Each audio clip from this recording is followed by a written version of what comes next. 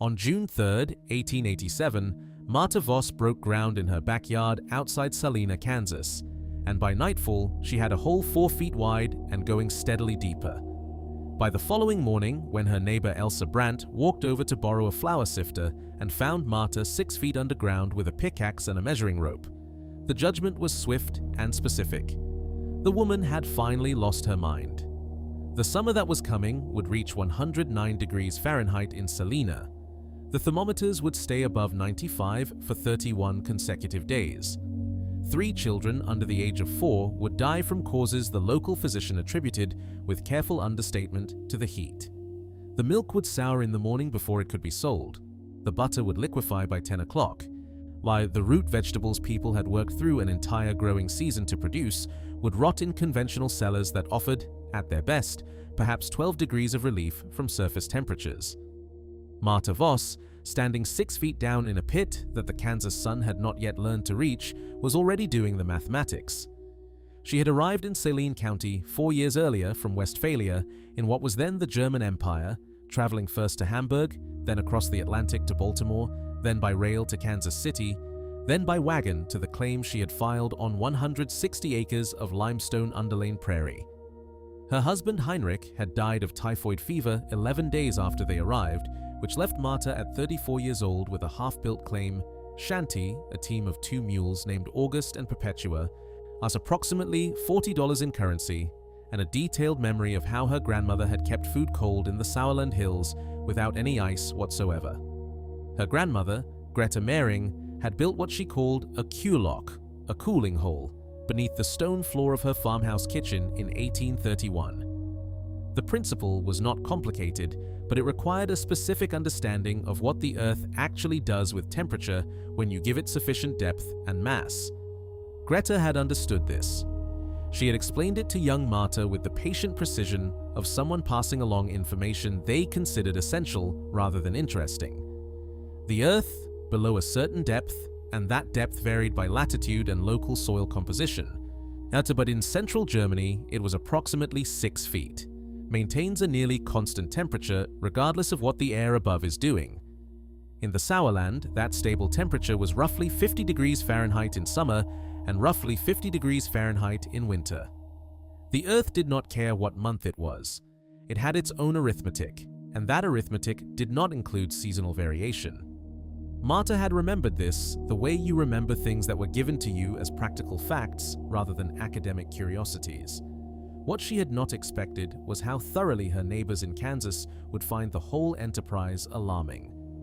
Elsa Brandt was 47 years old, had been homesteading in Kansas since 1874, and had survived 3 drought years, 1 grasshopper plague, and 2 winters cold enough to freeze stock in the barn. Well, she was not a foolish woman. She was, in fact, exactly the kind of woman whose opinion carried weight in a community where opinion and experience were frequently the same thing.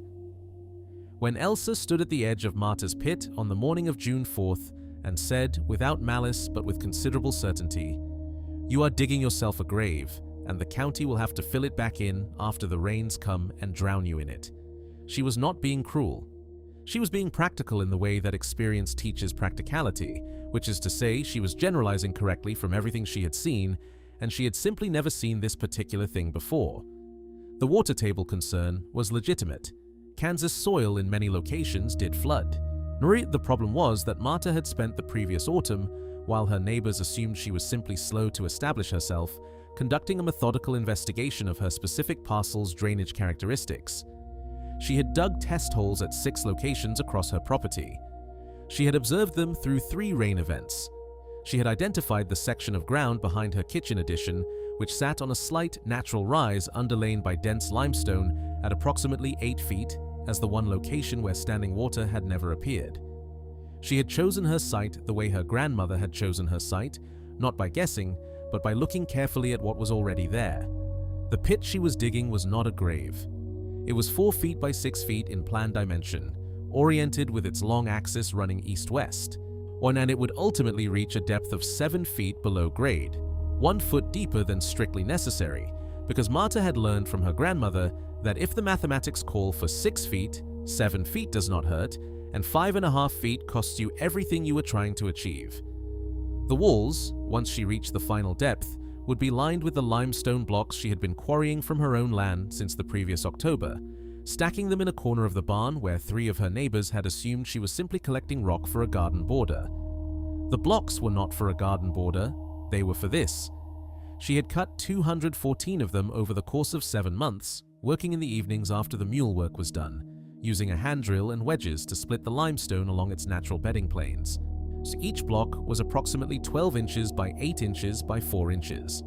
She had counted them before she began digging because she knew how many she would need, and she had calculated that number from the dimensions she had decided upon 8 months before the first shovel went in. Her second neighbor to appear at the pit was Thomas Groover, who farmed the quarter section to Marta's north and was 52 years old and had come from Ohio with strong opinions about proper methods and an equally strong distrust of anything that deviated from them. Thomas walked around the edge of the excavation 3 times, which was his habit when processing something that confused him, and then said, "I have a root cellar built proper. It helps some, but not enough. What makes you think going deeper changes anything?" It was, again, a fair question.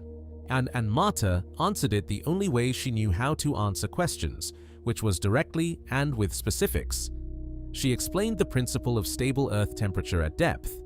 She explained that the Kansas soil at 6 feet maintained an average annual temperature of approximately 58 degrees, warmer than her grandmother's Southland, but still 30 to 50 degrees cooler than the summer air above. She explained that Thomas's root cellar, which she knew was dug to approximately 3.5 feet, was operating in the zone of seasonal temperature fluctuation, which meant it was substantially cooler than air temperature, but still tracking air temperature in the same direction.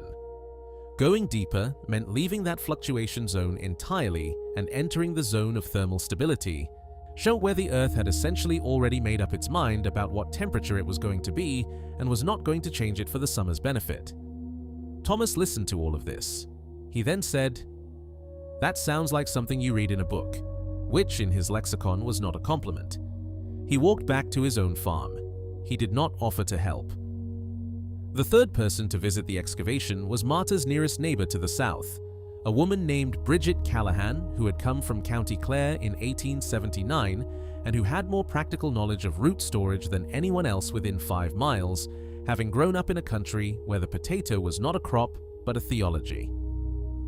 Bridget sat on the edge of the pit with her legs dangling over and watched Marta work for a considerable time before she spoke. On what she said was, "How do you keep the air moving so it does not go stale and wet?" It was a different kind of question than the others had asked, not a challenge but a technical inquiry, the question of someone who was already thinking past the objection phase and into the implementation details. Marta told her about the ventilation shaft she planned to run at an angle from the back wall of the pit to the surface, positioned to catch the prevailing south wind and create passive air circulation without allowing the warmer outside air to directly enter the storage space. Bridget nodded in the specific way of a person who understands a thing being explained and says nothing more because nothing more needs saying. She became the first person in Saline County, outside of Marta Voss, to build one of these structures, though she did not begin until the following spring, after she had watched what the summer of 1887 did to Marta's food stores and what it did to her own. If you find yourself appreciating these stories, accounts of practical knowledge earned through experience and preserved against the tendency of time to erase what worked in favor of what was conventional, please consider subscribing to this channel. Every account we document is drawn from the historical record, and the effort of finding, verifying, and rendering these stories in the detail they deserve is ongoing. It continues because the people who value this kind of knowledge choose to support it. The limestone lining went in during the second week of June. Marta worked without assistance because none was offered. In fitting the blocks together with a minimal mortar, she mixed from limestone powder, water, and a small portion of Portland cement she had purchased from a hardware merchant in Salina at a cost of 38 cents. The mortar was not structural. The blocks were thick enough to be self-supporting, but it sealed the joints against moisture infiltration and the incursion of insects, both of which would undermine the purpose of the whole project. The floor of the pit she covered with a layer of clean river gravel, 4 inches deep, which would allow any condensation to drain rather than pool. Over the gravel, she laid flat limestone slabs she had cut specifically for this purpose, fitted close enough that nothing could fall through but with sufficient gap for drainage. The ventilation shaft she drilled at a 45-degree angle using a hand borer she had borrowed from Bridget Callahan, running it from a point 18 inches below the ceiling of the finished space to a surface opening, she positioned behind a small, windward-facing hood of sheet metal she had cut and formed herself. The hood prevented rain from entering while allowing the wind to draw air through the channel. The access from her kitchen was a wooden trapdoor fitted into the floor of the kitchen addition, with wooden steps descending to the pit floor. The door itself she built from 2-inch planks with an insulating layer of sawdust packed between inner and outer faces, held in a frame that seated tightly against a wooden sill. When closed, so the gap between door and frame was sealed with a strip of wool felt she had cut from an old coat that had been Heinrich's. The felt had cost her nothing. The insulation it provided was not nothing. By June 21st, the day the thermometer in Salina officially recorded 97 degrees. For the first time that summer, Marta Voss lowered a mercury thermometer on a string into her finished cooling chamber and left it for 45 minutes. When she retrieved it, it read 57 degrees Fahrenheit. Outside, in the shade of her kitchen wall, a second thermometer she had placed for comparison read 94 degrees. The difference was 37 degrees. She wrote both numbers in a small ledger she kept for this purpose, along with the date and the outdoor conditions. She was not doing this for any future audience. She was doing it because her grandmother had told her that you record what you observe so that you have something to show people when they tell you that you are wrong about what you saw. The food she placed in the chamber that first week included a crock of butter, 2 pounds of fresh pork she had traded a neighbor for, not Thomas Groover, who would not have traded her a bucket of water at this point, but a farmer named Aidan Pollock from 3 miles east, who was newer to the area and unburdened by the specific opinions the established community had already formed about Marta's project. 4 quarts of fresh milk and a quantity of the early summer vegetables from her kitchen garden.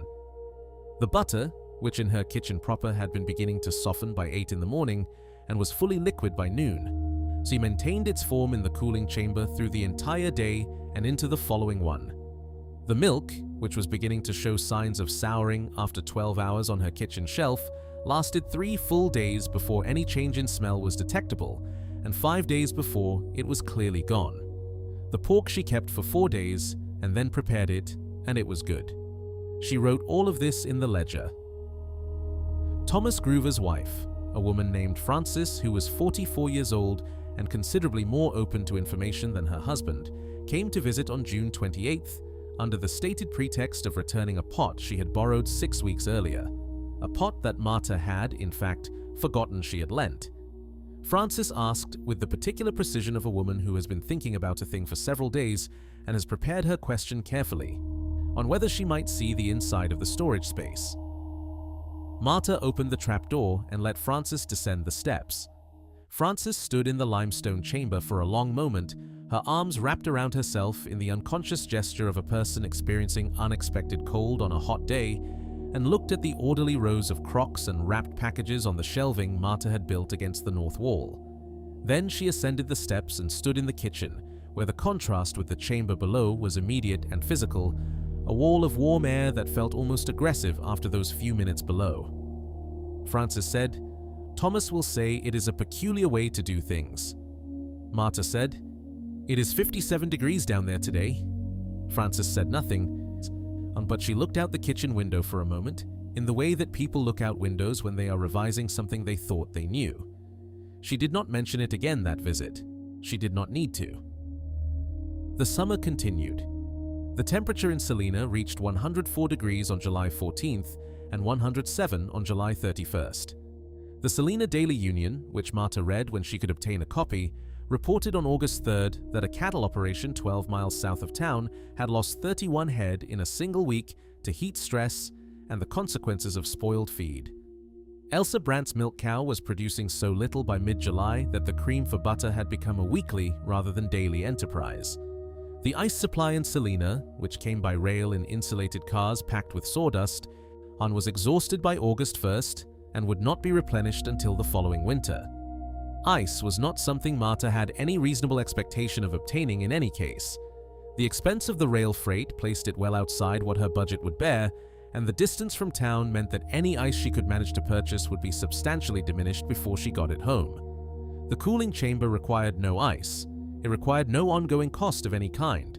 It required nothing from her after the initial construction except the discipline to open the trapdoor as briefly and infrequently as possible, which limited the exchange of warm surface air with the cooled air below. Her ledger from July 15th records the chamber temperature as 59 degrees, 2 degrees warmer than the June reading, one which she had expected and which her grandmother had explained would occur as the summer's heat slowly penetrated downward through the soil profile. The warming was real but gradual and modest, and 59 degrees in the middle of a Kansas July was still 45 degrees cooler than the air in her kitchen. She was keeping fresh eggs for 10 days. She was keeping fresh meat for 5 days. She was keeping milk for 3. None of this was possible for her neighbors at any price they could afford to pay. If these accounts of practical ingenuity, of people who solved real problems through careful observation and rigorous application of principles that worked regardless of whether they were fashionable, resonate with you, we would be grateful if you would share this video with someone who would appreciate it. The stories we preserve here have a way of disappearing from the historical record precisely because the innovations they describe became so successful that everyone forgot there was ever a time when they seemed strange.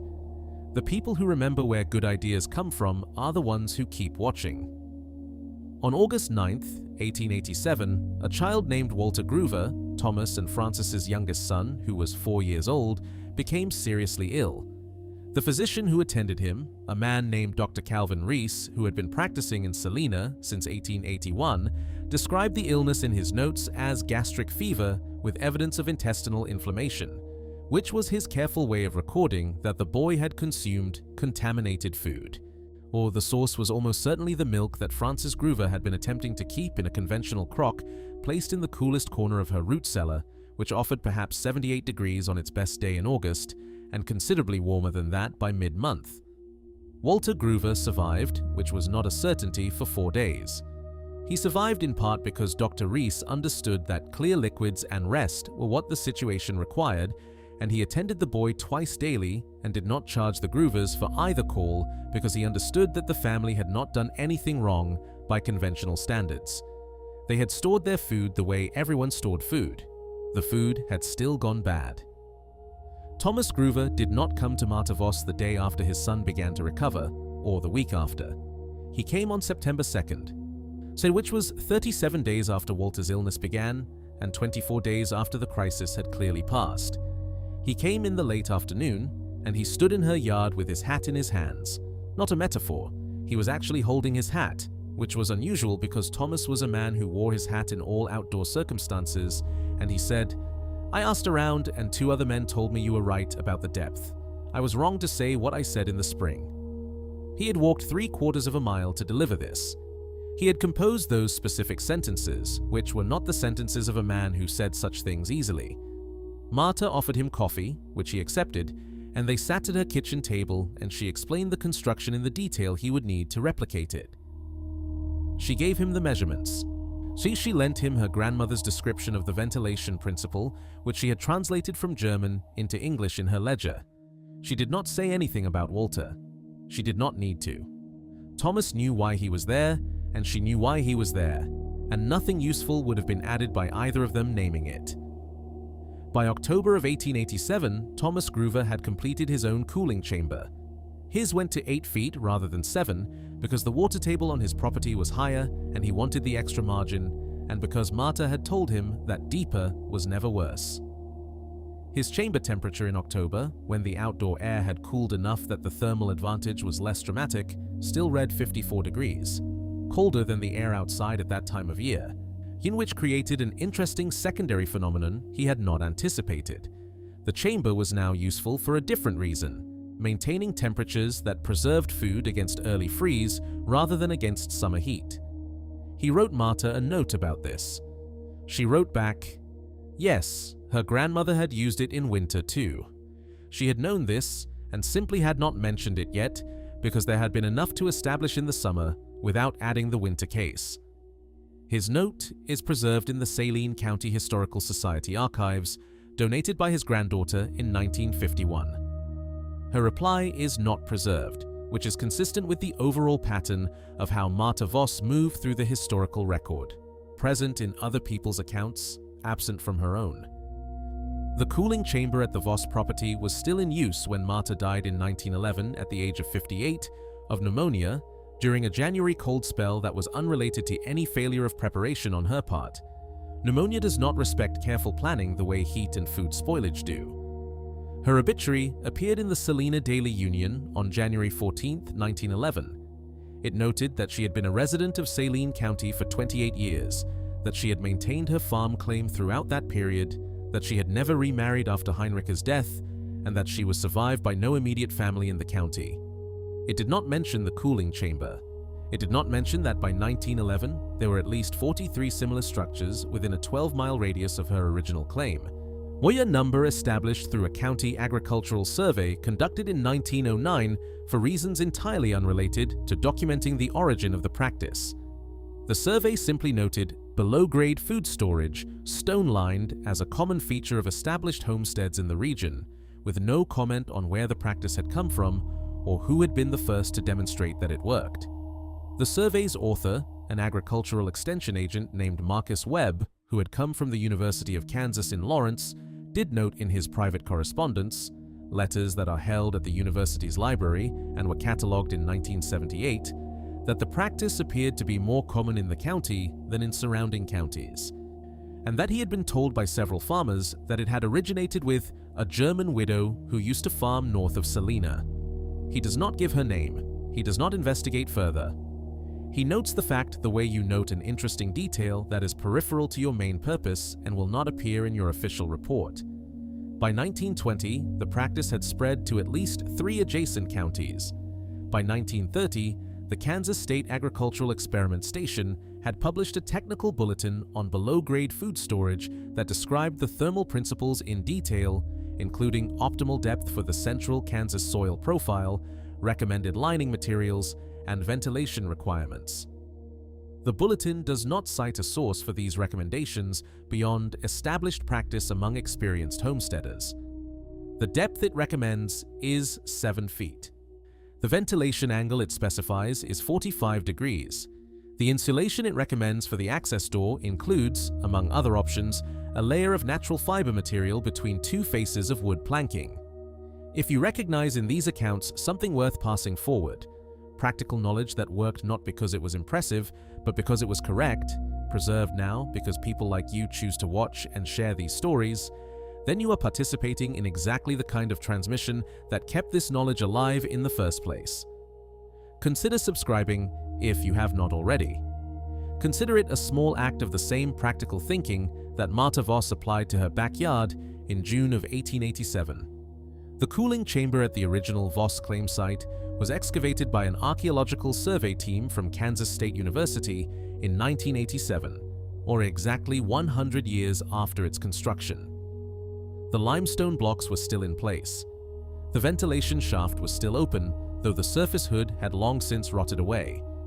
The flagstone floor was intact.